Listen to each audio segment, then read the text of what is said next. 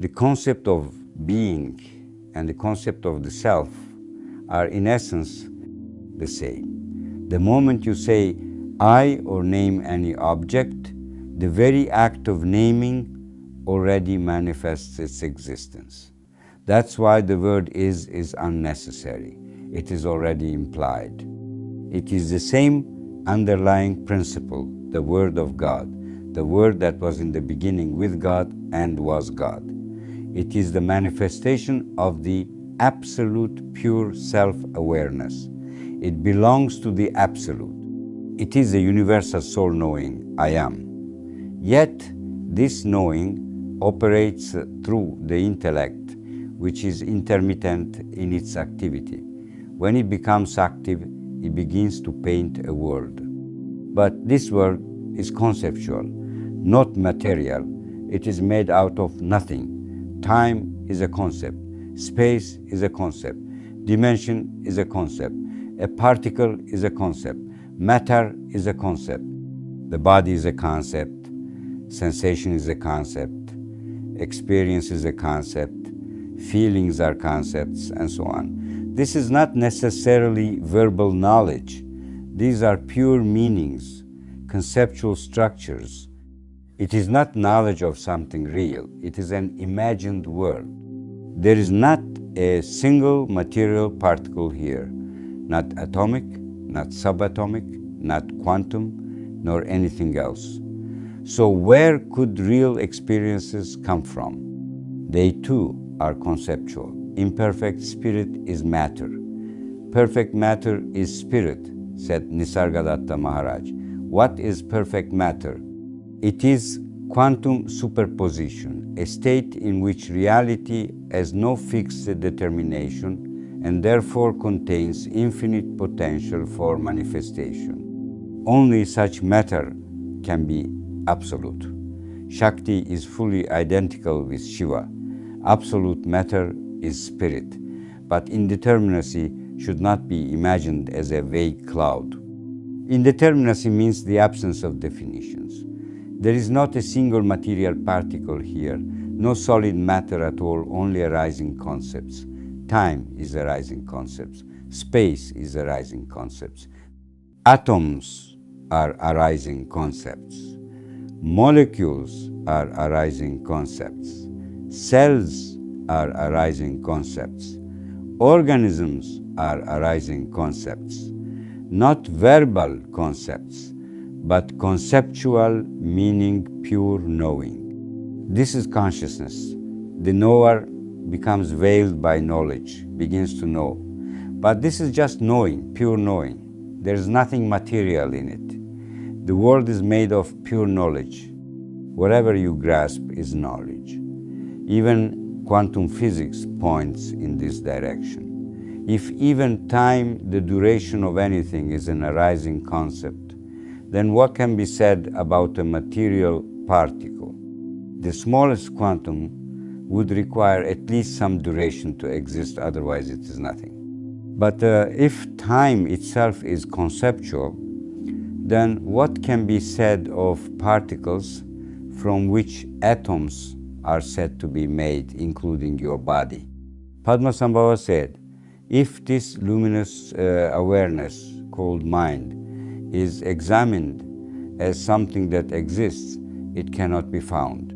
But if it is seen as a source, then samsara and nirvana and all experiences of pleasure and suffering arise from it. If you look directly into naked awareness, rikpa, unborn emptiness, the unity of clarity and void, it is unceasing, though unborn. Look into the clarity.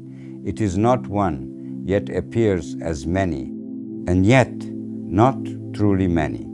How can it be divided if the taste is one, not because of anything else? It is a natural knowing of its own nature. It is not permanent. The condition shifts into the unconditioned. It is unborn, not made of particles, not collapsing into chaos. It does not truly divide, though it appears to differentiate. The substance is one and the same, not because of something else. It is self-knowing. Your nature is knowing. This is Alaya Vejnana, Brahman with attributes, the true self. But if this knowing is mistaken for matter, that is illusion. Therefore, everything that arises after I am is illusion, misunderstanding. In reality, nothing material ever arises. Only concepts arise. No material particle can be found. Illusion is when one thing is taken to be another, when consciousness is mistaken for matter. The entire universe is knowledge, pure mind, which is nothing, yet appears as everything. Or, in the words of Padmasambhava, the mind appearing to itself, perceiving its own manifestations. The purpose is to dissolve the illusion of materiality so that you see the universe as a single consciousness, a single spirit, in which nothing is separate from anything else. The illusion of a separate observer must be removed. Look for the separate observer. Who is I? If this separate I cannot be found, then there is no separate I here. Yet the sense of being remains. You cannot deny yourself. No perception is possible without you. Only the separateness of I is denied. In other words, your I is not separate from anything. There is no not I. Then what is the point of the I concept? What will you call I in a reality where nothing is separate from you? You will still call the personality I, just as before, but now you see that it is not separate because it is your own manifestation. Yet it is no longer central. It is no longer the center of existence. Its disappearance changes nothing. It is not a real living entity.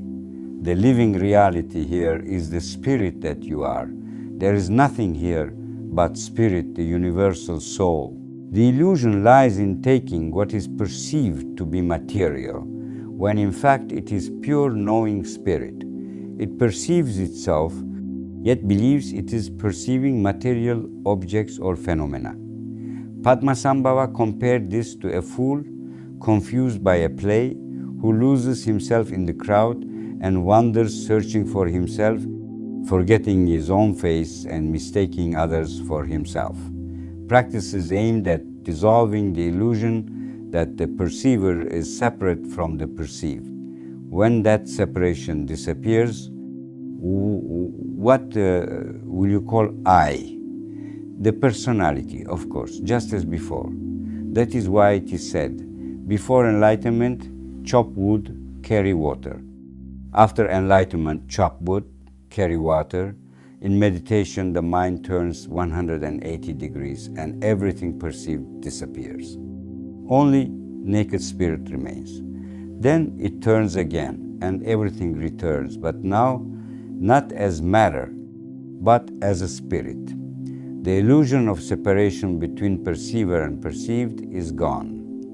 When that illusion is removed, what remains of the I concept?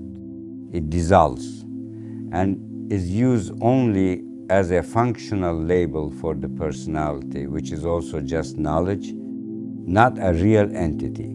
The illusion of duality disappears. Mind is reality, Atman. What it creates is unreal, a mental projection. This understanding alone is enough to take you beyond thought. Use it in daily life. It will dissolve all other understandings and eventually dissolve itself. There is no need to deny what is no longer there. The last thing to disappear is the idea I am. It is the primordial signal of existence. If this knowledge generates secondary thoughts, it creates illusion. Any second thought after I is false. And if there is no second thought, The I loses its meaning and disappears. You are what you are, beginningless. Your presence is in everything. Self-awareness, or the knowing I am, is a reflection of spirit in the mind, in the logos. It is present even in an ant. What do we mean when we say reflection? What does this mean in your own direct experience? What does your knowing I am actually point to? It points to your presence. Therefore, the reflection of spirit in everything is simply your presence in everything, and only that is real. Apply this understanding to a dream. In a dream, you are not present as a character, but as presence itself, as the presence of the true perceiver, unseen yet constant. You falsely identify your conscious presence with the dream character, but you are not a character, you are the presence of awareness. The reflection of your spirit in everything is your presence in everything, in any dream whatsoever. There can be no dream without your presence. Reflection means presence within what is reflected. Even the very first thought is impossible without your presence. It only points to you, it is not you. The conceptual I am persists throughout your life in waking and in dreams. It does not change, and therefore it is different from all other knowledge. This is what Ramana Maharshi pointed to. It is a unique vritti. That is why it should be treated as a doorway to reality. Do not look for other entrances, remain with it. There is no need to force your way into other doors, they are painted on the wall. You cannot pass through them. You enter through the doorway of I am and remain there as long as necessary, and then suddenly it opens into an abyss, and beyond it, Turiya. The I, taught aham vritti, arises in the mind as a reflection of your true self. This is the I, vritti. A vritti is a modification of the mind, a movement, an activity of consciousness. All movement begins with the I, vritti. It gives rise to all other vrittis. That is why it is primary.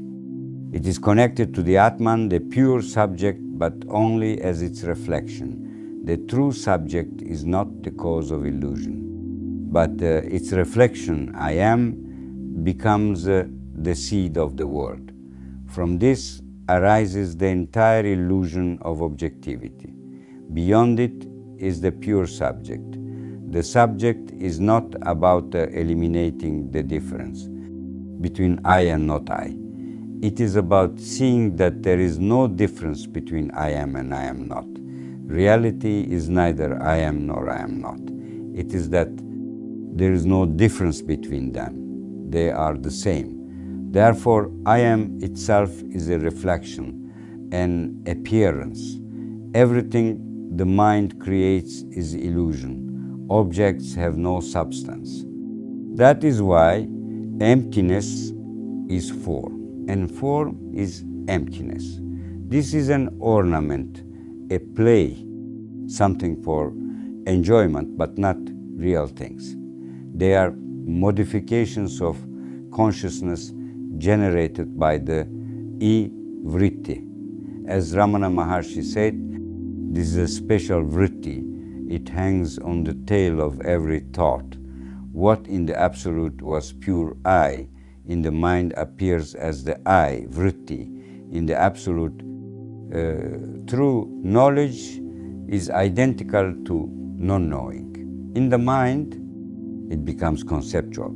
The mind, which is this I, vritti, must discover its source and not obscure it. The knowing I am and the I concept are not the same. The sense of self appears to be an object because it is known. But self is not an object, it is the subject. It becomes an object only when I identifies with something objective. Without identification, it does not even require the concept I. That is why, without identification, the I concept falls away as unnecessary. What would you call I if the knowing I am is the total field of all perception, in the sense that no perception is possible without it? Do not confuse the knowing I am with the I concept. The knowing I am is knowledge of yourself as the perceiving subject. The I concept is knowledge of a person, because a concept always refers to an object. In Nirvikalpa Samadhi, I am remains as pure self-knowing. Without the I concept, and therefore without identification, it does not disappear but becomes limitless. In other words, in Nirvikalpa Samadhi, there is no I concept, but self-knowing remains without qualities. The nature of the knowing I am is not objective. It is the subject. Your knowing I am is your objective absence from the picture of the world and your subjective presence within it. That is why there is no duality between you and the world. Duality exists only between objects, never between subject and object. The substance of your knowing I am is not anything objective. It is pure subjectivity. That is why it is useless to try to grasp it as a thing. And yet, there is no time or place where it is absent. It does not need to be found. It is always here, now. Even the ideas of here and now depend on it. At some point, it becomes clear that what was taken to be the sense of self was actually an object, a subtle flavor of being, a kind of experiential taste. Because of this, one may remain absorbed in dark meditation. But when it is seen that this too is just an object, and that the subject, the one who holds, perceives and exists, is completely unknown, there is a profound shock. The one who holds on to something in meditation is not the subject. The subject is that which is aware of the experience of holding. This is an extremely subtle point. So do not be surprised if it is not yet fully clear what the subject is. Any activity except awareness, which is not truly an activity, belongs to the object. Action is an experience that is known by the subject. The perceiving subject cannot be perceived as an object because it is that which perceives. You are the subject. You do not exist objectively. The subject is outside the game. It cannot act. Only objects can act. Notice how deceptive language is. We say who, but we actually mean what. All our supposed agents are in fact objects. For example, when you speak of a person, you are referring to a set of observable qualities. That makes the person an object, not a subject. All actions attributed to that person are actions of an object, not of the true subject. There is no acting subject, no doer. The true subject has no name, no definition, no description. As you have already sensed, it is completely unknown. You cannot know who you are, but you know that you are. Not what you are, but that you are. This is self-evident. It requires no proof, because to perceive any proof, you must already be. You are your own evidence. Here begins the subtle recognition of your true nature. Right now, you can look into the knowing I am. Try to notice the faint sense of an image of yourself that appears when you think I. It is not even a visual image, more like an assumption that must be something objective, something separate, because everything objective is separate. Without separation, objects could not exist. Now continue observing the knowing I am without that assumption. What is it? Nothing definable, right? That is your true face. The image and the idea are the I concept clinging to form like a caterpillar clings to a branch. With sustained attention, the knowing I am loses all qualities. It becomes undefined, unknown. And that is the inexpressible presence. But even the word presence is misleading. We usually mean the presence of something perceivable, something we can point to. But is that the kind of presence found in I am? Can you say, there it is? Can you point to it or describe it? Despite its obviousness, nothing can be said about it. It is not an object. That is why, in its pure form, it is identical to non-knowing. You cannot say anything about it. As Nisargadatta Maharaj said, you do not need to know what you are, you need to know what you are not. So what happens to this knowing, the knowing that is identical to non-knowing? Why does it suddenly appear as something objective, as if the subject had become identified with an object? This happens because of the arising of the I concept in the mind, the aham vritti. It turns out that it is not the subject that identifies with the object. It is not the pure, qualityless knowing I am that becomes bound. It is the aham vritti, the I thought, that identifies itself with the subject. And as you've already seen, its appearance and disappearance are not under your control. You cannot eliminate the I concept because it is precisely this concept that takes the role of the one who would eliminate it. It is not in control of itself. It does not choose to arise, nor does it choose to disappear.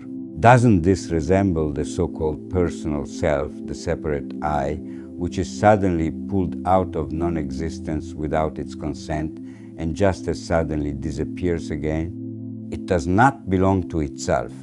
Something unknown brings it into being. The activity of the intellect cannot be continuous. It needs rest, a replenishing of energy, but when energy returns, the intellect activates again. And the first thing that happens is this. Within it, the qualityless, knowing I am the subject, is reflected as the aham vritti, the I concept. This point of emergence of the I concept is not your responsibility. Up to this moment, you can do nothing. Your very appearance does not depend on you. You do not control it. But what you can influence are the expressions that follow the movements that transform you from the pure subject beyond time and space into an object limited by time and space, giving rise to the sense of separation. What are these movements? They begin with the most basic one, the aham vritti presenting itself as an independent entity. But it is not independent. It operates against the background of the qualityless knowing I am, which, as we've seen, is identical to non-knowing. The qualityless, beginningless knowing I am and the I concept are not two. It is like an image on a screen. The screen is not the image, and the image is not the screen yet. They are not two. the image cannot be separated from the screen. Just as you cannot peel an image off a screen, you cannot separate the person from God. They are not two. Your personality is an image appearing on the screen of yourself, and the qualityless knowing I am, which due to its formlessness is identical to non-knowing, is what you truly are. The images change. What they say changes, but reality does not change. Therefore, nothing that can be said is a true description of reality. What is real, what truly is the screen itself beyond all expression. This is your qualityless knowing I am. This is you. But do not confuse it with the I concept, because the I concept is already part of the image, not the screen itself, even though it is not separate from it. If you even partially reduce the activity of the concept, the screen becomes self-evident. Look into the content of your mind more often, and everything will become clear. Right now, the screen of I am believes itself to be the image, the personality, but it is not. The knowing I am is not a person. I am is the total field of all experiences of being. The knowing I am is not the personality, but the screen on which all experiences appear. And yet, this is not true. The personality is not separate from the knowing I am, which is God. This is the confusion that must be resolved. Self-awareness is the doorway to the beginningless. You say, that practice is observing thoughts, but it would be a mistake to aim at constantly remaining in self-awareness. Why would you want to remain in continuous self-awareness? If you do not understand this, the practice becomes meaningless. It would be no different from doing repetitive exercises. In the morning, upon waking, the first thing that arises is the familiar subjective sense of being the knowing I am, what is called self-awareness. And this itself is an illusion. Therefore, realization is going beyond self-awareness. Imagine you need to walk through a door. Can you do it by standing far away from it? Of course not. You must approach it directly, stand right in front of it without getting distracted, without engaging with passers-by. Otherwise, you will never go through. The same is true of self-awareness. It is the door to the beginningless, but the door is not the beginningless itself. Self-awareness has a beginning and an end. It exists in time. Awareness itself has neither beginning nor end. It is not limited. There is no self-awareness in it. That is why going beyond self-awareness is recognizing your face before birth. If you practice self-awareness only for this purpose, it is correct. If your goal is something else, it will not lead to realization.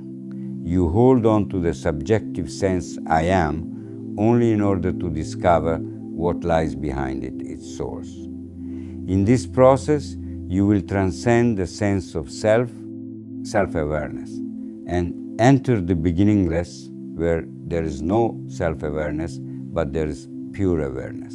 Watching the chaotic movement of thought and stepping out of it helps clear the mind of distractions. Then, not just in theory, but in practice, you can approach the door. You will be able to hold attention steadily on the subjective sense of being in order to discover its source. What matters is not the sense I am itself, but going beyond it. Your self-awareness is the only tool you have for this just as a door is the only way out of a room. That is why all preliminary practice is about purifying the I am of any additions of I am this or I am that. In essence, it is one practice.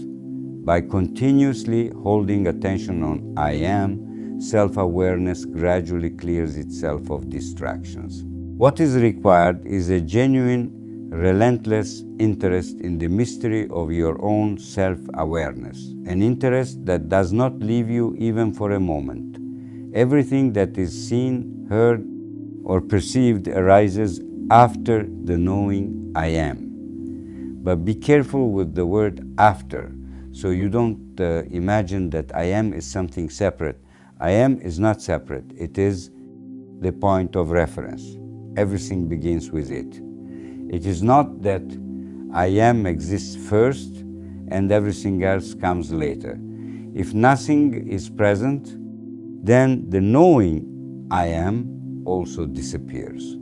This is what the practice is based on. When you hold attention only on I am, withdrawing it from everything else, everything disappears. And the last thing to collapse is knowing I am. What remains is that which precedes consciousness. Because I am is consciousness, the total field of all experience. It may seem as if a figure in a picture is observing a sphere, but in fact the figure itself is drawn on that sphere. The true observer is the sphere itself, the field of consciousness. That is why I am not observing something observed by another figure also drawn in consciousness. The true I is not anyone. By figure, I do not mean the physical body, but the operational center of the intellect. The I mind ignites with the knowing I am, simultaneously with everything else in the field of consciousness. But even the knowing I am is not the true self. It is not the I mind, not the stream of understanding that awakens in the morning, not a figure in the image. I am is a portal, a doorway between the I, mind, and the true self. You could say it belongs to the true self, yet it includes the individual I, mind, along with everything else in consciousness. But it is not something separate. It is the ignition of the entire field of consciousness. As soon as the knowing I am appears, the whole field appears with it, the triad, mind, body, and world. That is why Nisargadatta Maharaj said, the knowing I am brought you into individuality, and it will take you out of it. When we speak of the individual I, we are referring to this operational center of the intellect, the I mind that wakes up in the morning and appears as the knower. But it does not truly know, it interprets. The knowing I am is like a switch. It turns everything on at once, the entire field of consciousness, including the I mind. The true self is not the I mind, not the stream of cognition that arises upon waking, not a figure within perception, but the very field on which all of this appears. You say that thinking is carried out by self-awareness, the knowing I am, which belongs to the intellect, and that everything arising afterward unfolds under its authority. In that sense, it seems that the intellect makes decisions within the world of duality. Everything that arises after the knowing I am arises within its light. Or, put differently, the arising of I am is the initial activation of consciousness. Everything that appears in consciousness appears in the light of I am. I am is the condition that makes all experience possible. Without it, no experience could exist. That is why Maharaj called it the sum total of all experiences. This knowing I am, or self-awareness, appears as a separate experiencer, one who perceives, one who lives. But in reality, it is not separate from anything, because the true experiencer is not something that can be separated at all. It is not an entity. It cannot be separated from any experience. It does not matter what experience is taking place. What matters is that in every experience, the knowing I am is present. It does not matter which person seems to be having the experience. The true experiencer is not the person, but the bare knowing I am. Simply put, within John and within Mary, the true experiencer is not John or Mary, but the same naked knowing I am. The only thing truly alive here is this knowing. John and Mary are mental constructions, not living beings. The sensations of John's body and Mary's body are experienced not by them, but by the same knowing I am. If this is deeply understood, there will be no difficulty in remaining with the sense I am. It does not belong to any person or organism. It is inseparable from experience, even if that experience is a thought. Unborn knowing. The knowing I am is not separate from anything perceived. If anything at all is perceived, then I am is not separate from it. To clarify, consider an analogy with physical light. For light to be seen, it must reflect off something. Without a reflecting surface, light is invisible. Light illuminates an object, and only then is the light itself seen. The object and the light become visible together. If one is absent, both are unseen. The object cannot be seen without light, and light cannot be seen without an object to reflect it. The same is true of the knowing I am. If something is perceived, you know that you are. And we call this consciousness. If nothing is perceived, then although you still are, you do not know that you are. And we call this unconsciousness.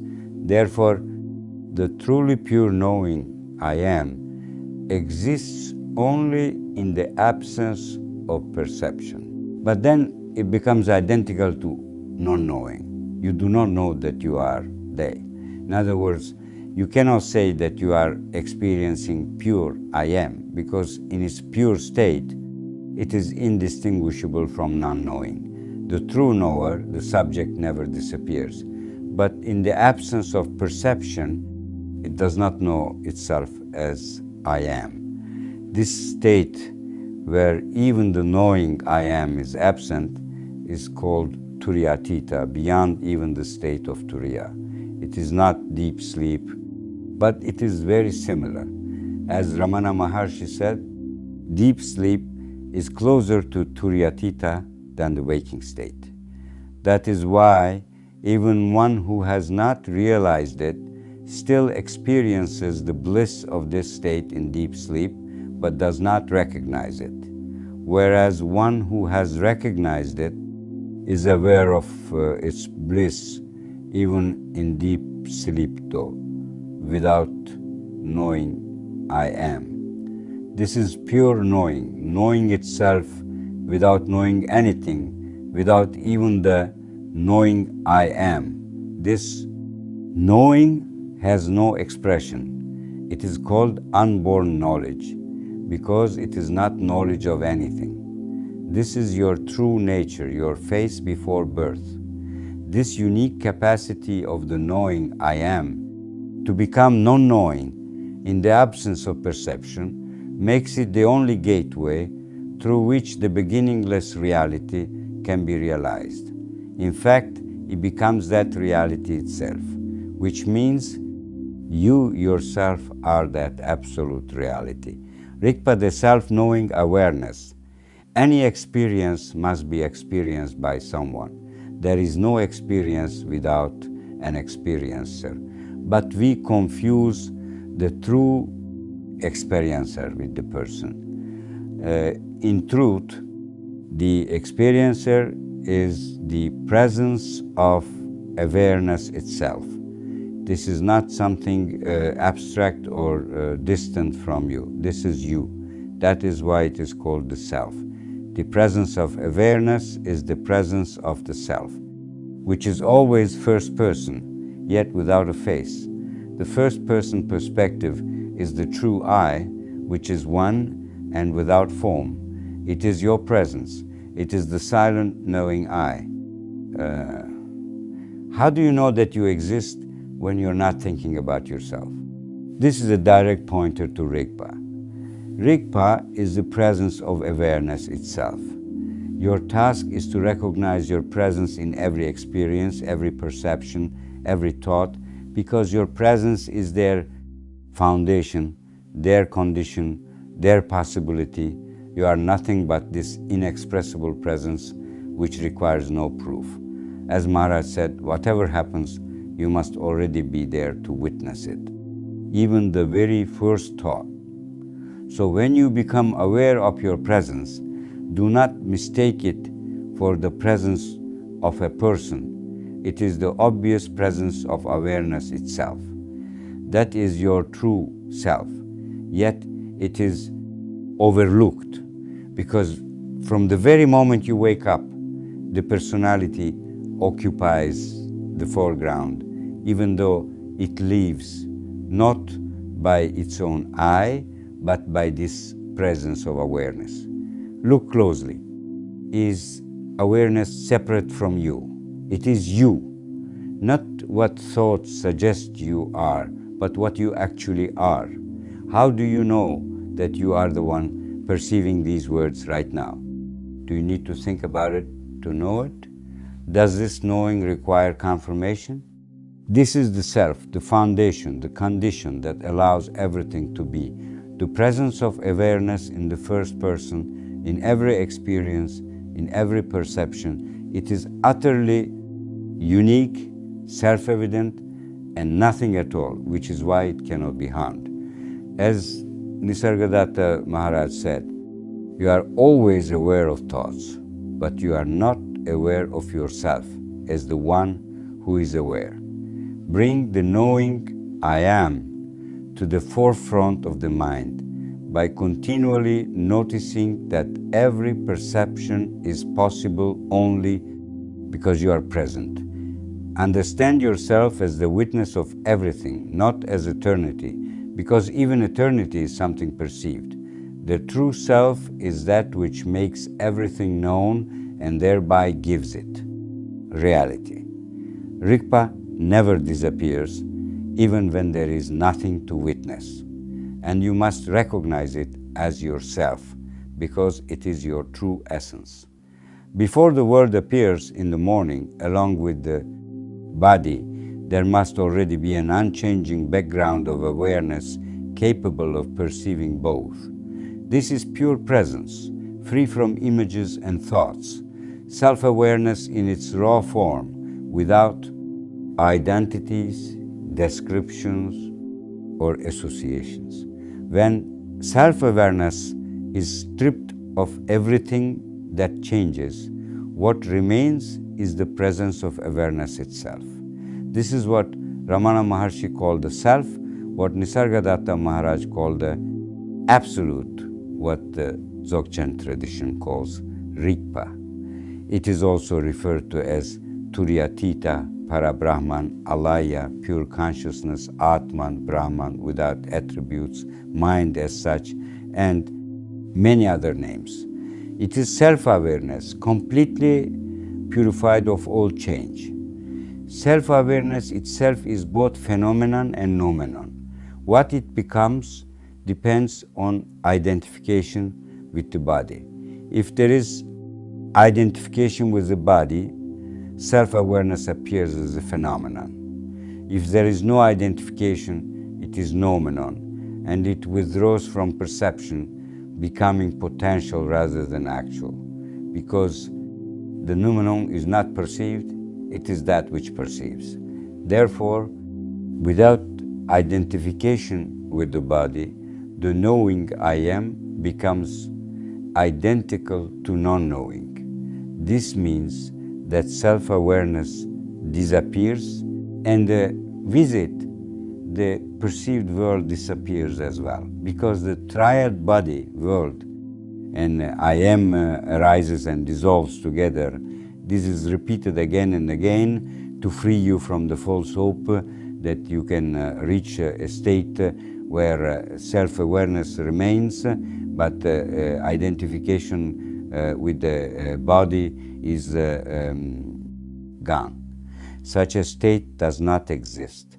It is an illusion.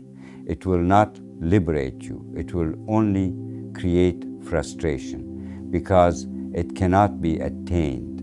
A non-identified I is a contradiction. Ramana Maharshi said that pure I am cannot remain by itself.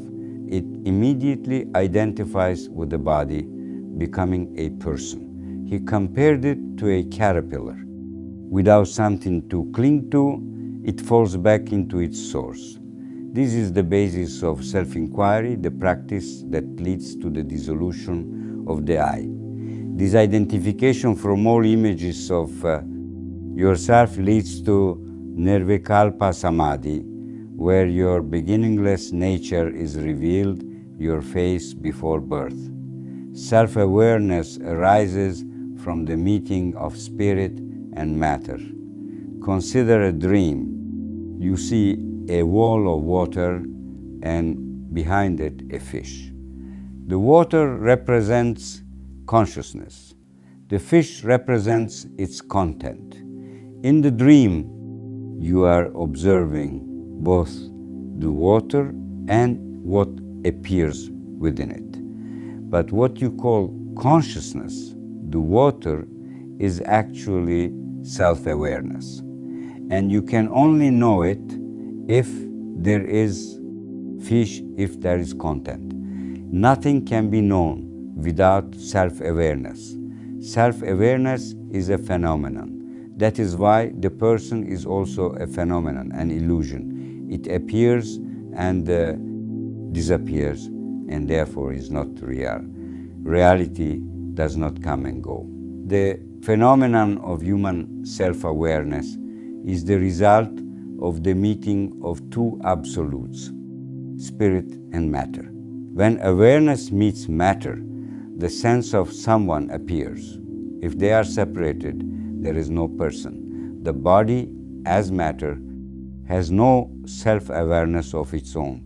It is awareness that animates it. This is reflected in the allegory of God breathing life into Adam. But spirit itself is not self-awareness. It is beyond all definitions. Emptiness, the absolute, the beyond. We become attached to people, they die, we grieve, we fear our own death. But this we is only a phenomenon of consciousness arising when inert matter appears. The more complex its organization, the more complex the living form appears. So, spirit is not self-awareness. Matter is not self-awareness. Only in their meeting does the phenomenon of self-awareness arise like water that can only be known when there is something within it. Why compare self-awareness to water? Because it is the hamvriti, the background that contains all of existence from alpha to omega. It is present behind every thought, like a subtle thread. That is why it is called the water of life. The aham vritti is the source of manifestation, the word of God, the logos, through which everything comes into being. and the fish is whatever appears within it. As for the absolute, it has no expression. It is not water, not anything that can be described, even poetically, because it has no witness. Spirit does not know itself. The absolute cannot be expressed nor even imagined, and yet it is. It is the only true reality. Perhaps the only word that can be used is reality, though even that explains nothing. Three modes of the knowing I am, to better understand yourself. Consider a simple threefold distinction. This is only a conceptual tool, but it helps clarify three aspects of your experience. As the unmanifest source, as a total consciousness, and as the individual person, not as an ordinary ego, but as a purified expression, acting without attachment. This means that you are simultaneously the source of consciousness, consciousness itself, and the apparent actor. These three are one. The second is a projection of the first, and the third is a projection of the second. In truth, only the first is real. These three are known as Atman, Buddhi, and Manas, where Buddhi and Manas are projections. That in you which observes is not anything that can be observed. Therefore, it cannot be said to exist or not exist. It has no beginning, no interruption, no end. It is beyond time because it is not a thing. It is beyond the concepts of existence and non-existence. Nothing can be affirmed or denied about it. It can only be approached through negation, not this, not that. Neti, neti. Let us call it awareness. It is Shiva, Atman, the Absolute, Parabrahman. It is beginningless. It is your true nature. Then there is the second aspect, the one that thinks, speaks, exists in time. This aspect can arise and disappear. It is a stream of concepts. Let us call it consciousness. It is also known as logos, intellect, buddhi, shakti. It begins with the first thought, I am. In the beginning was the word. This indicates three things: that it has a beginning time, that it was with God, pointing to what precedes it, and that it was God, not separate from the Absolute. So the second aspect arises from the beginningless, can appear or disappear, and is not separate from the Absolute. Its existence is borrowed. From awareness arises consciousness, and into awareness it dissolves. Consciousness is perception, which means there is no world outside perception. No body, no brain. One might say there is a quantum reality beyond the brain, but no one actually knows what that means. Physics reaches a point where time disappears, and beyond that, statements and negations lose meaning. Again, neti. So consciousness arises as perception, not based on real objects, but generating them within itself. In other words, the entire universe, including your body, exists within you. You do not move through the world. Everything appears and moves within you, not within the body, but within consciousness, in which even the body appears. As Nisargadatta Maharaj said, you believe the world is objective, but it is entirely a projection of your psyche. That is the fundamental confusion. And no external event will correct it. You must think yourself out of it. There is no other way. As the beginningless, you manifest as consciousness, as being, knowing, feeling. This continues for a time. then dissolves back into you and arises again. This is eternal. The conditioned gives way to the unconditioned, and the unconditioned to the conditioned. And then there is the third aspect, the individual, the apparent doer, the child of a barren woman. In summary, there are three modes of the knowing I am. The first, identical to non-knowing, Brahman without attributes. The second, the total field of experience, Brahman with attributes, the pure I am. The third, the personal identity, I am someone. The true self is present in all three, but fully revealed only in the first. In the second, it appears as the unified field, I am, body and world. This is usually called consciousness, though more precisely, it is perception. There is distinction here, but not yet division. The seer, the seeing, and the seen are still one. It is an undistorted reflection of the Absolute. Only when the seer identifies with a part of what is seen does duality arise. The seer becomes an object perceiving other objects. That is why the path is from I am someone to I am, and from I am to non-knowing. Because the mind cannot know the beginningless. Strictly speaking, there are only two kinds of I am and I am someone. The latter is false. The idea of a beginningless I am, identical to non-knowing, is introduced only to point out that it exists in potential even before it appears. But in its source, it is not known by the mind, because even the mind exists there only in potential. Dark meditation, within the field of consciousness, there is nothing but thoughts.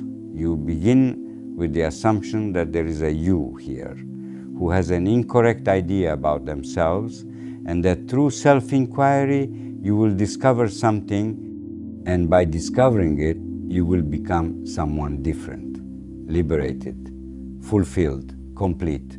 This assumption is false. From it, reality cannot be recognized. Right now, there is no one here at all, not even you. The first step is to revise your understanding of what is actually present. Only from this shift can anything real begin. If you continue to practice as someone, it will never end. But if your understanding changes, nothing else needs to be done. Everything else will unfold on its own. This new understanding must be seen directly in experience. From there, you will intuitively recognize your true nature. All that is required is to drop false ideas about yourself, because it is these ideas that create the sense of being an individual. Start by simply observing what exists in the field of consciousness. There are thoughts. Now, look more carefully. What else is there? Whatever you examine, it is thought. So where are you? Do not take this on faith. You must see for yourself that within the field of consciousness, there is nothing and no one except thoughts. There is the field of consciousness with images in it, including the image of your body, and there is a stream of thoughts, like a running commentary. But there is no me observing, because the me is also a thought. What you call yourself is constructed by thought. This must be clearly seen. The you that can be perceived is a conceptual phantom. The real you is not perceived, it is that which perceives. If this is seen, why return again to the false idea of a perceivable me? Of course, the habit of identifying with this phantom may continue for some time, but vigilance is needed. You must recognize this mental construct of yourself as it arises. When you see it as just a story, you begin to lose interest in it. And as belief in the story fades, freedom appears. This phantom will disappear anyway with the death of the body. Holding on to it makes no sense and is even harmful, because its story always ends badly and often unfolds with suffering. It is a fictional story about a fictional self.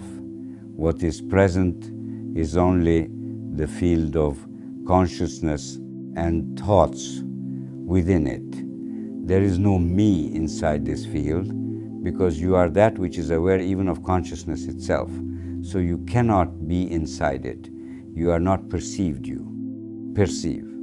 This means you do not need any definitions or identities.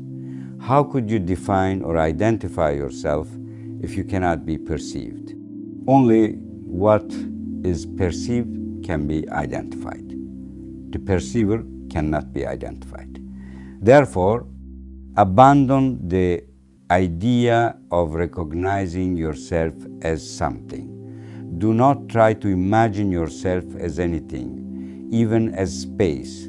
You are not a thing. You are the perceiving principle. The perceived me does not exist. It is a mental phantom. So what remains? Only two things appear: the field of consciousness and thoughts.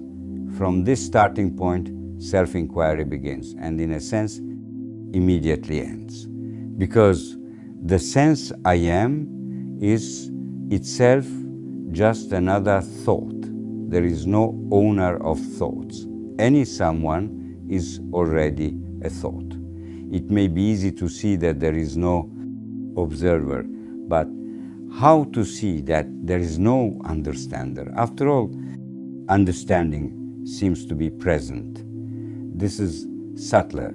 If you look closely, you will find that there is no understanding at all. There is only the perception of thoughts. Thinking operates according to its own laws. It is a system of intelligence working with stored data memory. But what matters here is that the activity of the intellect and its results are perceived.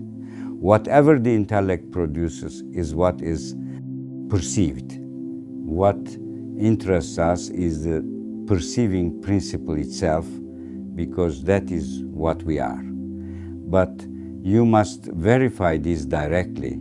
Close your eyes and observe. There is the field of consciousness, and there are thoughts. See clearly, there is no understanding, only the perception of thoughts. The intellect produces and perception receives. The perceiving principle itself does nothing. It does not act. It simply perceives. All mental activity belongs to the intellect. It is spontaneous, ownerless, arising from the processing of memory. What is essential to see is that there is no understanding, only perception of the mind's output. Intuitively, you must recognize that the perceiving principle is separate from thoughts.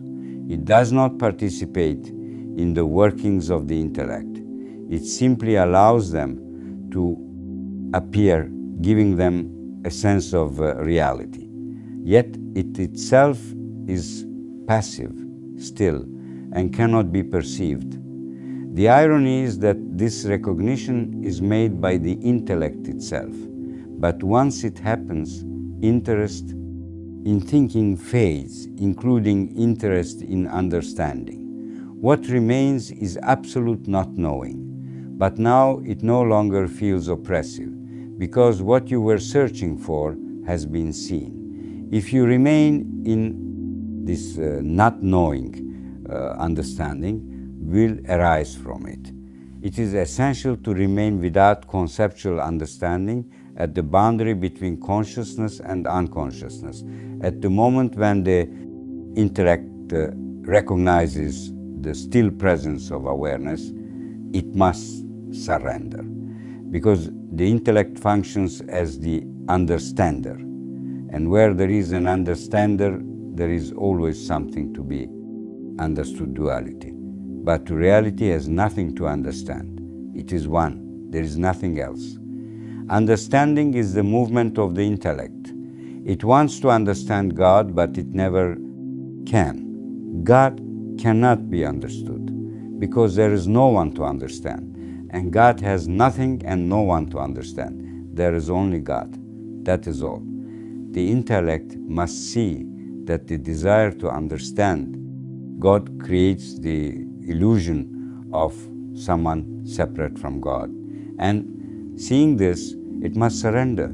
You must recognize that there is no one here who can understand anything. There is only impersonal perception of the activity of an impersonal intellect. That activity itself creates the illusion of someone. That someone is the child of a barren woman. It does not exist. It is only a mental illusion. There is no one here. Nothing has ever happened. There is only the play of light and shadow and the commentary of thought. Everything written here is simply a restructuring of the data used by the intellect. The result of this shift should be the end of support for the phantom me. This shift is carried out by the intellect itself, not by anyone. There is no me, neither higher nor lower. There is only the play of being someone, and that is freedom. The technique of dark meditation. The eyes should be closed, especially in the beginning, because you are not yet able to remain uninvolved in interpreting what is seen. What is needed is to meet yourself directly, to remain alone with yourself without imagining anything, without expecting anything from the sitting closed eyes. Simply reduce distractions, since most sensory input comes through vision. You are not trying to achieve anything. You are learning to remain in this state quietly, naturally, without drifting into thoughts, memories, or trance-like states. Just sit alone with yourself in an ordinary state of consciousness. You must be willing to endure the boredom of this, not all at once, gradually. Start with a few minutes and slowly increase. At first, it may seem like nothing is happening. Just breathing remains, without anyone and without anything. It simply is. And in that, the sense of I may disappear. Even the concept of I may be absent. Moments like this should accumulate. But notice, if I disappears, who is aware of the breathing? It is still I that knows it. Without I, there is no witnessing. Was there witnessing in deep sleep? Was there witnessing before you were born? Witnessing begins with the arising of I. I is the first concept. Its appearance marks the beginning of mental activity. Therefore, both the witness and the witnessed are conceptual. They are not reality. Reality is prior to I. At the same time, when I first arises, for a brief instant, it remains still. And in that stillness, it is not separate from its source. The Absolute and I Am are not two, but immediately movement begins. I creates an image of itself. It cannot remain still, because stillness dissolves it back into the source. This is why the practice is about keeping I in stillness, so that it returns to its origin and dissolves there, revealing your true nature. When I does not engage with secondary thoughts, it falls back into its source. But I resists this. Once it appears, it wants to persist. So it immediately grasps another thought, a support, like a caterpillar that must hold onto one branch before releasing another, otherwise it falls. So too does the I. Before letting go of one thought, it clings another. Otherwise, it disappears. And this disappearance is exactly what is required. Self-realization is nothing other than the dissolution of the ego, its return to the source. Therefore, your practice is to keep the I in stillness, in non-activity. This is not as easy as it sounds, because the idea of a separate me constantly reappears from memory. This is how the ego survives. The ego is not a person. It is not a stable identity. It is the idea of a separate me arising again and again. This same sense of separateness exists in all living beings. It is a concept. The mind begins with the I concept and ends with it. So you could say the mind is I.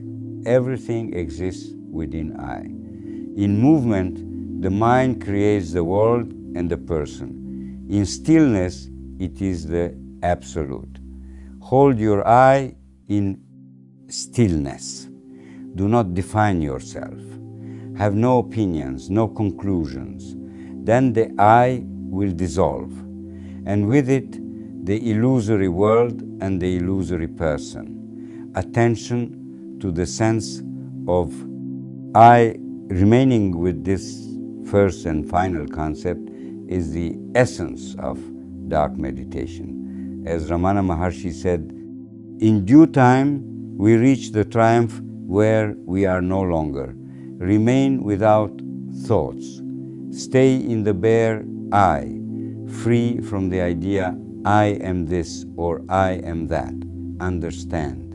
The essence of the practice, holding the I in stillness, not allowing a second thought to arise. This means complete stillness of mind, an effort to keep attention fixed on the primary sense, I am, with such intensity that no other thought can appear. As Ramana Maharshi explained, if attention is held firmly on the subjective sense of I or I am, so that thoughts like I am this or I am that do not arise, then the individual I cannot associate with objects. And since the individual I cannot exist without objects, it dissolves, leaving only the direct experience of the self.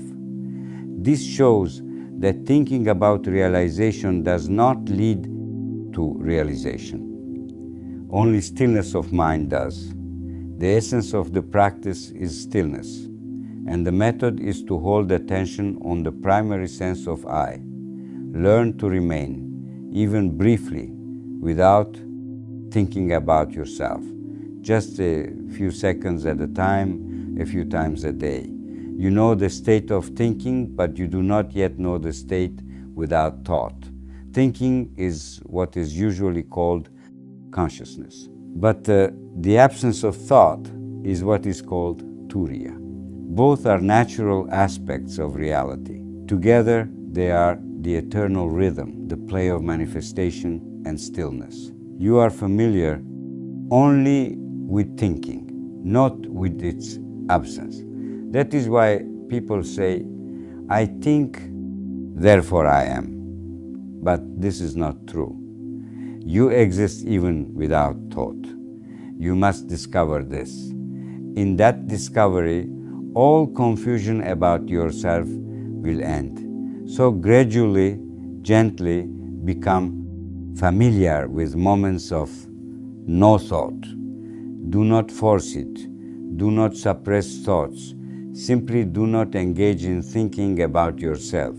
In dark meditation, you learn to remain without yourself over time. This deepens naturally. Do not take breaks. Consistency matters. How important are complete darkness and silence? If perception stops, the mind stops.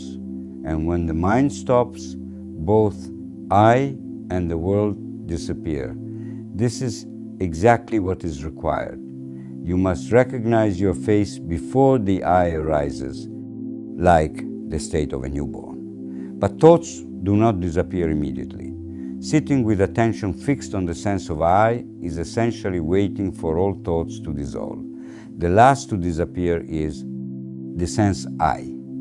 Right before it dissolves, you reach a threshold. From there are two possibilities. You fall into sleep or you enter Turiya, pure awareness. You will recognize it instantly. There is no I, nothing at all, yet awareness remains. It cannot be described, only negated. Not this, not that. It is like a waking deep sleep.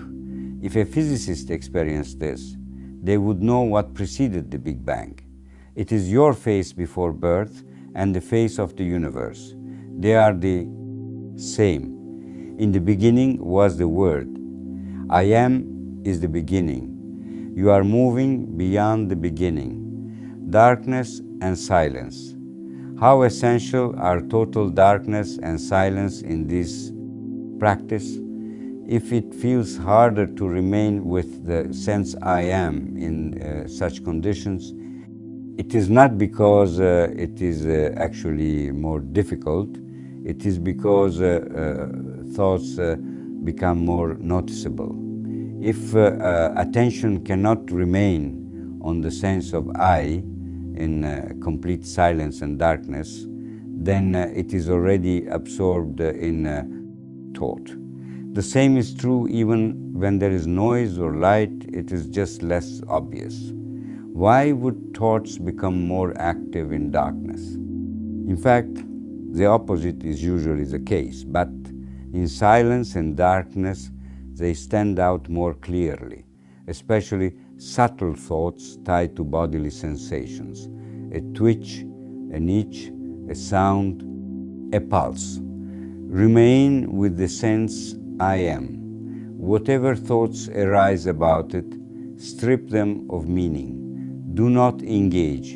Ignore them and return to the awareness of being. You may use the question, who is aware of these thoughts? Whatever answer appears, it is not what you are looking for. You are interested in the one who knows the answer. That knower is the sense I. Remain with it. When the sense I is emptied of everything, it disappears. What remains is the pure nature of mind, free from constructions. Only through this can you step out of the cycle of illusion. At first, it may seem that simply remaining as the sense I is enough, that attention will eventually become fully absorbed in it until nothing else remains and the source reveals itself. But in practice, even if the words are the same, the meaning may differ. You must feel your way into it. It is as if you are trying with your whole being to penetrate into the very center of the sense. To pass through yourself. This has nothing to do with the body. There is only the sense I. You are not observing it from the outside. You are entering into it, trying to reach its core. Your entire attention becomes a silent question. Who am I? All thoughts are rejected. Any answer that appears comes from memory and is not what you seek. You are interested in the state of a newborn before knowledge, before identity.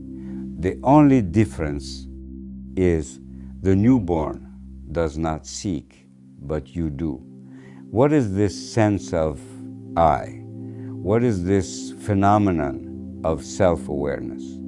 As the mind becomes more refined, the question becomes less verbal, turning into a silent, focused attention. You do not check yourself, you do not analyze.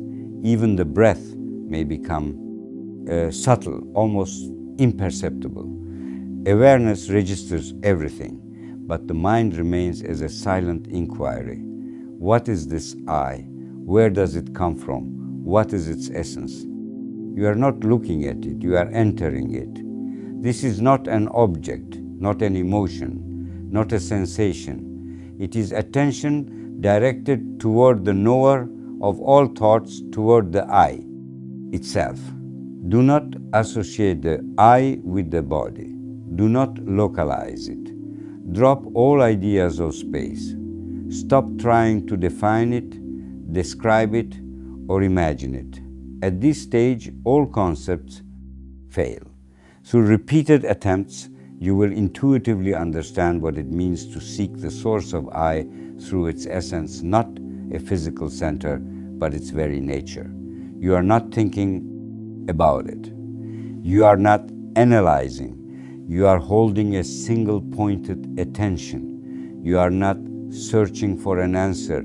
The answer will reveal itself. Prayer is when you speak to God. Meditation is when you remain silent and listen. God is what lies beyond the sense I.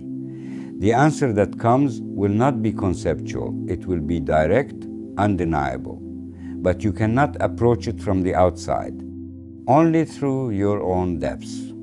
You must remain with pure, intense attention without allowing any thought to take hold. What you seek is not any thought, but that which knows thoughts. The sense I appears as the knower, but what is it? This must be discovered. What is its source? Where does it arise from? What is its substance? You begin with a gross sense, I, gradually stripping away all concepts, until only the pure inquiry remains. What is this? Not conceptually, but directly, because every thought has already emerged from it. You are seeking the source of thought, the source of I. What is it? That is what must be known. You may describe it as a reflection of the absolute within thought, but these are just words. All concepts, time, space, bliss must be discarded. They do not reveal the source. The answer does not come from the mind. It erases you, yet you remain. After this, there is nothing more to ask. To know this is to be it. You receive a knowing that is prior even to the knowing I am. That which receives the knowing I am is prior to it. Do not even consider failure. It is ignorance to think you cannot become what you already are. One who desires nothing but truth will realize it. All other desires lead to illusion. You are discovering the nature of consciousness not by thinking, but by ceasing to be anything else. How long will it take? Time is not the point. You must see what you are. Behind closed eyes, there is you. Hold on to that. Ask, what is this sense of being? What is it made of? Do not think, feel into it. Go all the way until it collapses. It may disappear and reappear again. Stay with it. Desire only this to know its source. Nothing else matters. Everything else will be lost anyway. Think of dark meditation as a hidden room where the mystery of the self can be uncovered, a mystery that outside this space appears as a person acting in the world. Live your life, but return to this room whenever possible. The secret of yourself is there. In truth, what you are chasing is only a shadow, but it will be revealed if the desire is strong enough. One more thing, do not meditate when exhausted. If the mind falls asleep in meditation but remains active outside of it, this is avoidance, a way of escaping stillness. If sleep comes, allow it. It will pass quickly. And when you wake, do not move, do not engage in activity, return immediately to the sense of being. In that moment, it is especially clear the border state is not the moment of falling asleep, but the moment when the sense I has not yet reattached to activity. To remain there, the mind must be alert, not drowsy. So rest well. Sleep is not wasted time. It reveals much about the mind. Learn to value it. Even simply lying still, eyes closed, is part of the practice. You begin with awareness of I. You may fall asleep, but something shifts. You begin to see that thinking is not yours.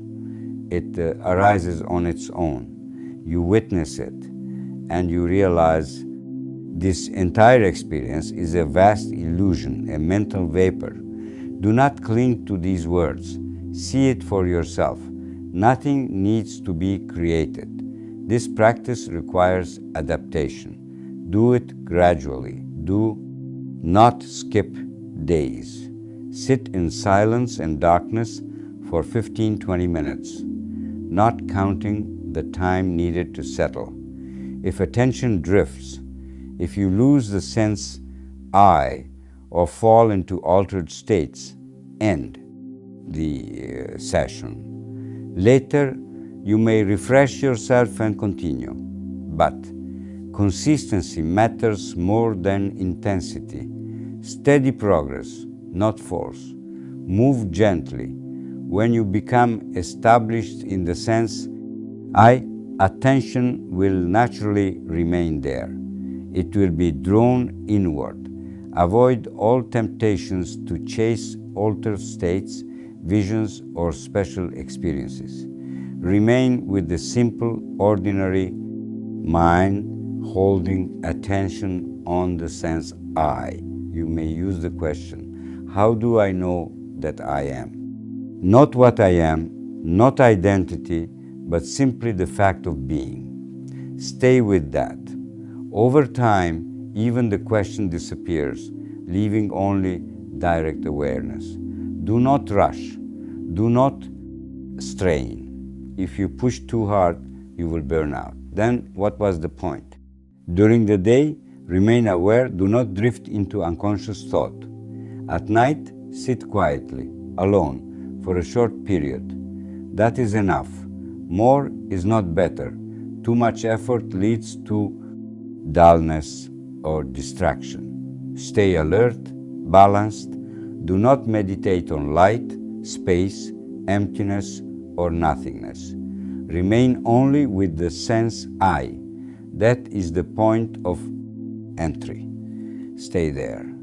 Gradually, steadily, without interruption, you say you observe silence, stillness, emptiness, asking, who am I? But who is this I that observes silence? Forget about silence. That is not true absence of thought. It is a concept of silence. Real no thought does not know that there is no thought. If silence is known, it is already a concept.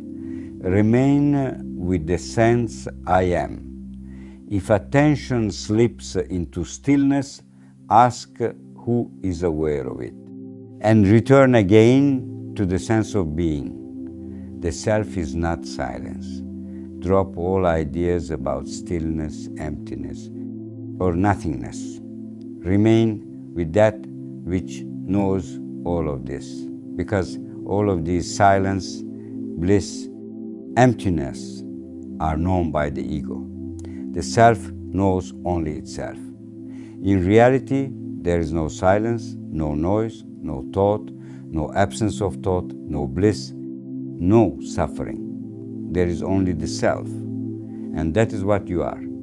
So ask, to whom do all these states appear? All meditative experiences belong to the mind. Many practitioners face a major obstacle, doubt in their understanding. On one hand, you are told not to resolve confusion, but to find the one who is confused. On the other hand, the feeling of not understanding pulls attention strongly.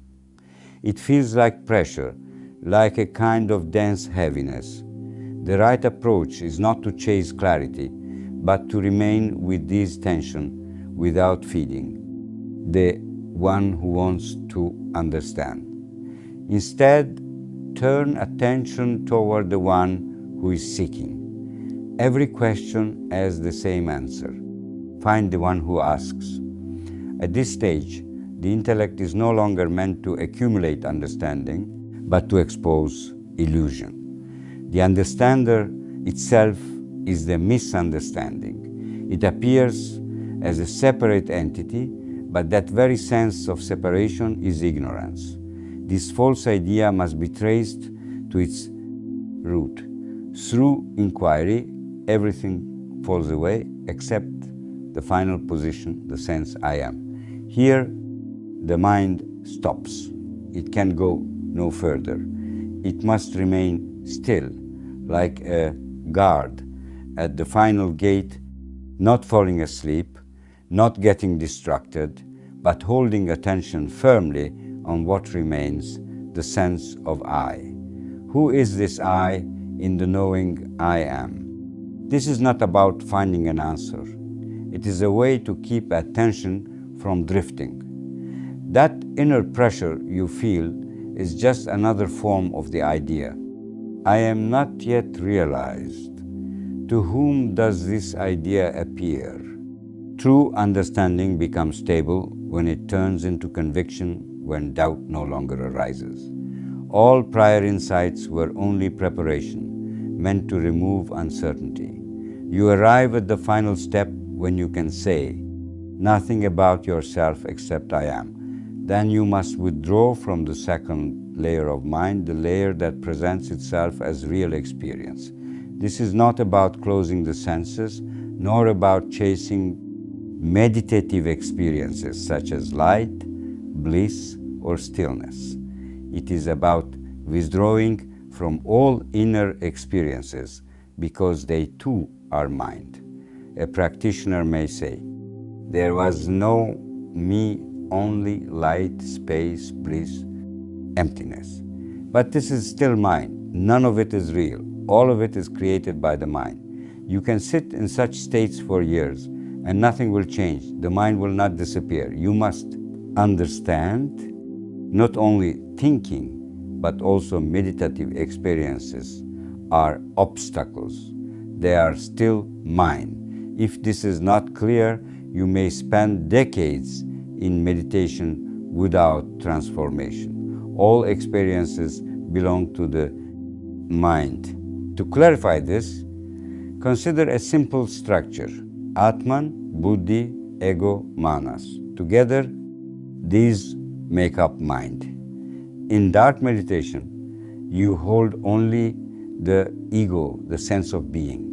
Manas, thinking, is still. Buddhi, intellect, is still. Only the sense I remains. Here, the ego dissolves. What does it mean for Buddhi to be still? It means no inner experiences arise. No light, no silence, no emptiness, no awareness as an object, nothing at all. Buddhi is inactive. The ego dissolves. What remains is Atman, pure knowing. This is why dark meditation is needed.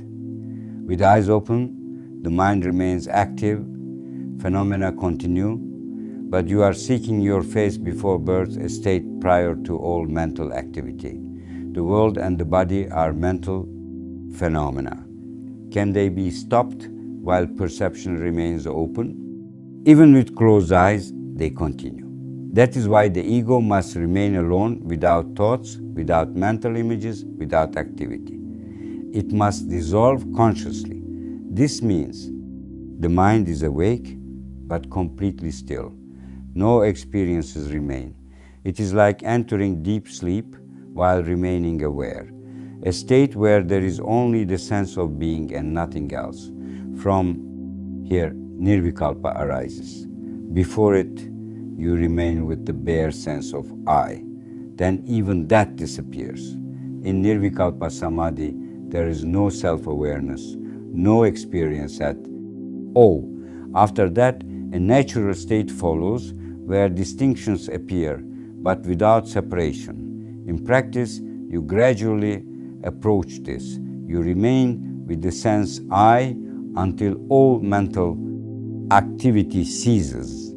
This happens because you continually shift attention from the perceived to the perceiver, who is aware of silence, who is aware of bliss.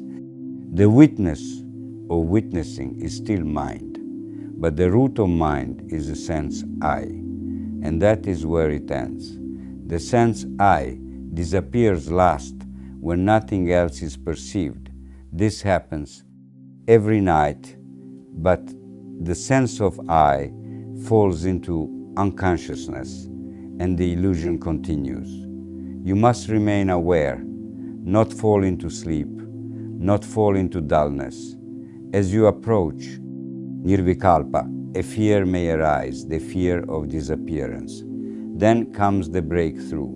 You recognize your true nature beyond all mind. Physiological processes may continue, breathing, heartbeat, but they are not perceived. Attention is fixed only on the sense of being.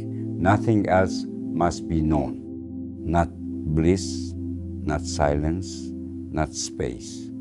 Even the idea I am spirit must be dropped. Many mistake subtle experiences for realization, but there are countless such experiences. They are all mine. Even visions of light, divine beings, other worlds, all are mental phenomena. They have nothing to do with nirvikalpa. So whenever any experience arises, no matter how subtle, shift attention to the one who knows it, to the sense I. Non-mind is just another concept. To realize your nature, the mind must disappear completely, including the primary I am. But it cannot be removed by force, because the remover remains. So everything else is let go until only the primary sense, I, remains. Then it dissolves on its own. You cannot destroy thoughts, but you can withdraw attention from them and rest it on the primary sense. This entire teaching is about this one thing, holding attention on the first and final concept, the sense of I. A concept is not just a word, it is an experience. When you say, I see darkness, there is already I, perception, and the seeing. All are concepts. That is why Ramana Maharshi said, in reality, there is no seeing, no perception. There is only being, the true self. And even the sense I am is not the true self. It arises in the morning. Everything else, light, darkness, thought, silence comes after it. Before it, there is nothing, not even emptiness, only a latent potential.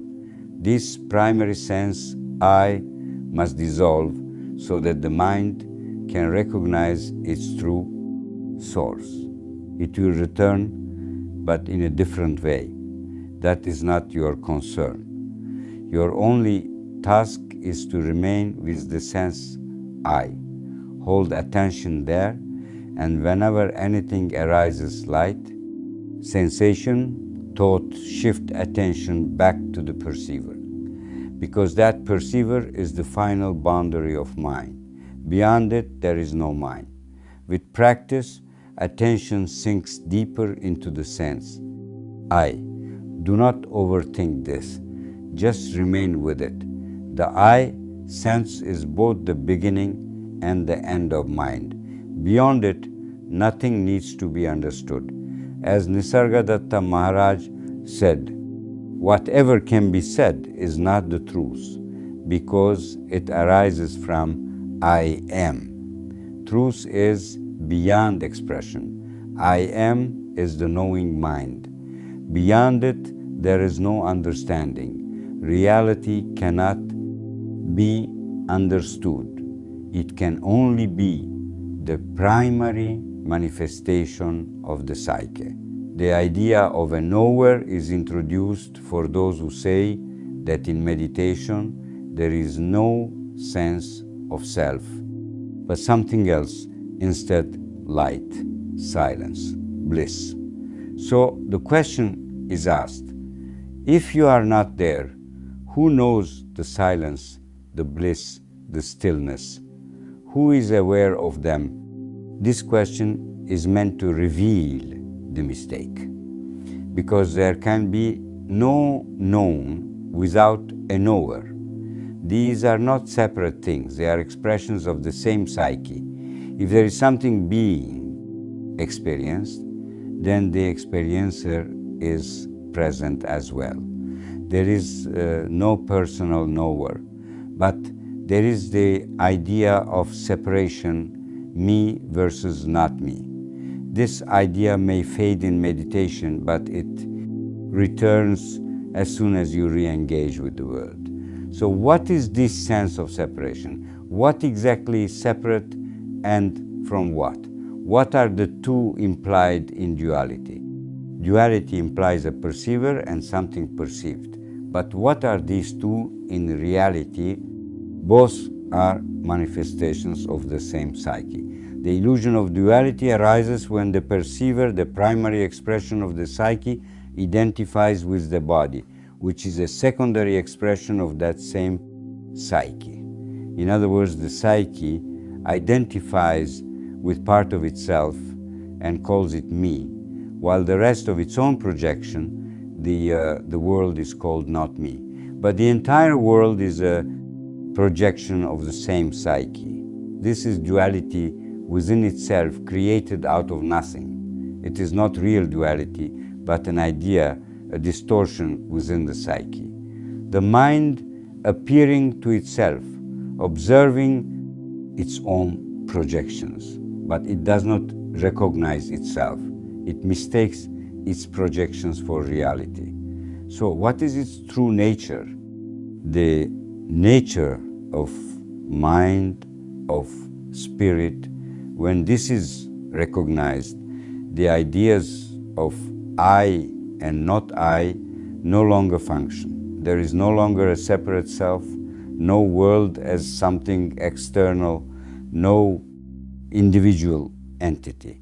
There is only one continuous field, spirit, mind, appearing as everything. This is the awakened mind Buddha.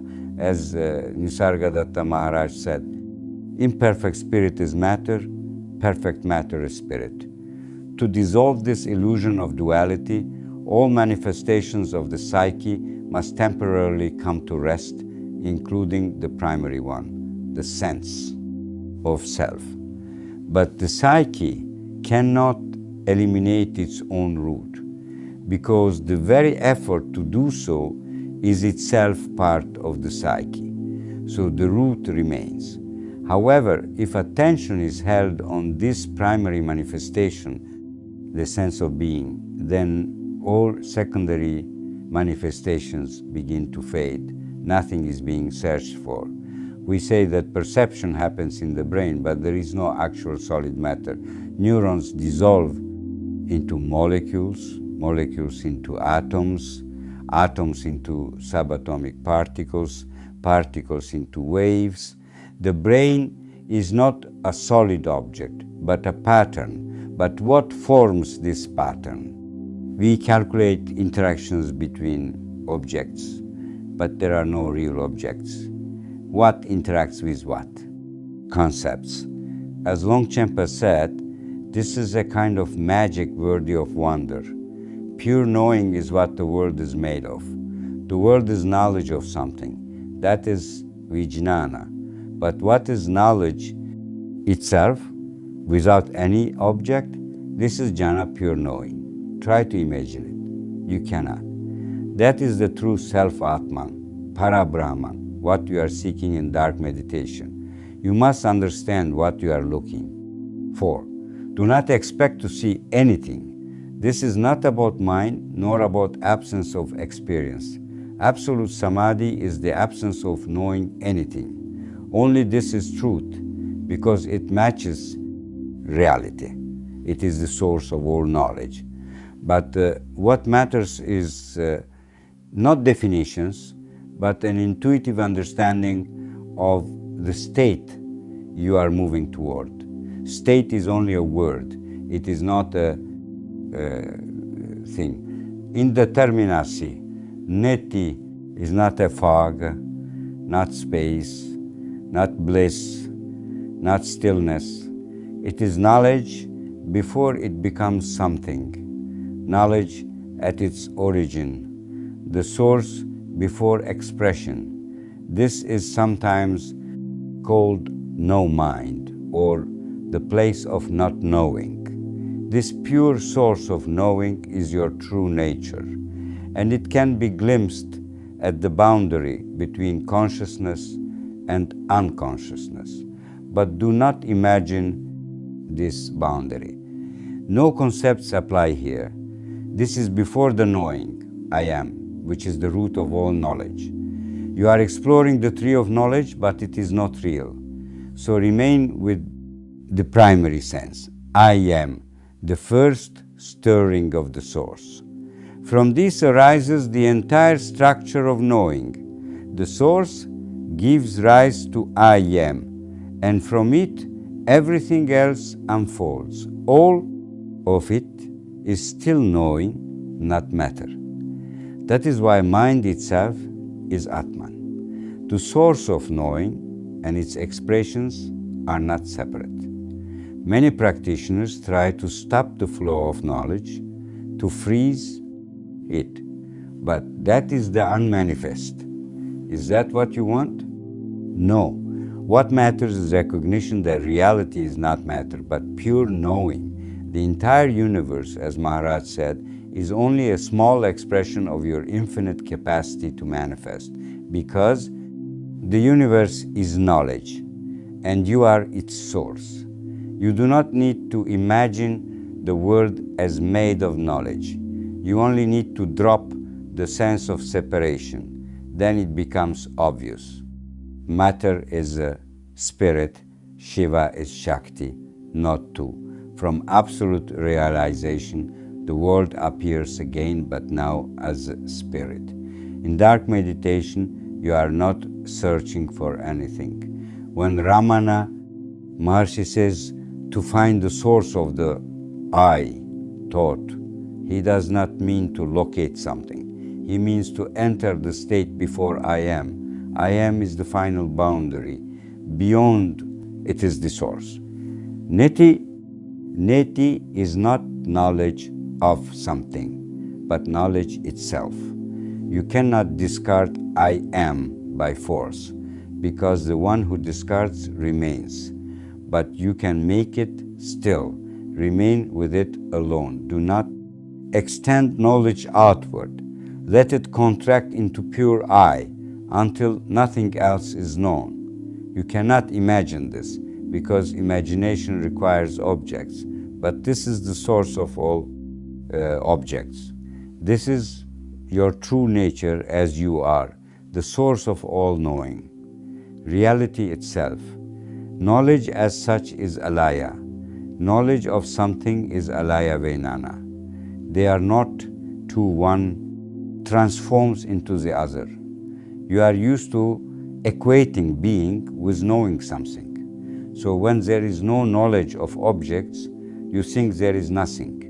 But that is your true being without beginning or end. It is not deep sleep. It is conscious deep sleep. Realize this, and fear of death disappears forever. Nothing, no concept, no time, no space applies here. It is sometimes called a point, but this is only symbolic. It is not anything, not even being, and yet it is reality. It is nowhere and no when. It creates everything. Everywhere and always, yet itself remains beyond all location and time. So everything that appears is also nowhere and no when. The universe is like a mirage, a phenomenon of consciousness, not matter. That is why nothing ever truly happens. As Ramana Maharshi said, there is no creation, no destruction, no destiny, no free will, no path, no attainment. This is the final truth, and that is not all. Ask questions. Those who understand and those who are sincerely exploring will respond, engage, reflect. Stay with what resonates, and don't forget to remain attentive, to return again and again to what truly matters. Support what brings clarity. Value what deepens your understanding. Stay present with this inquiry. And now, continue not by seeking something new, but by looking more deeply into what is already here.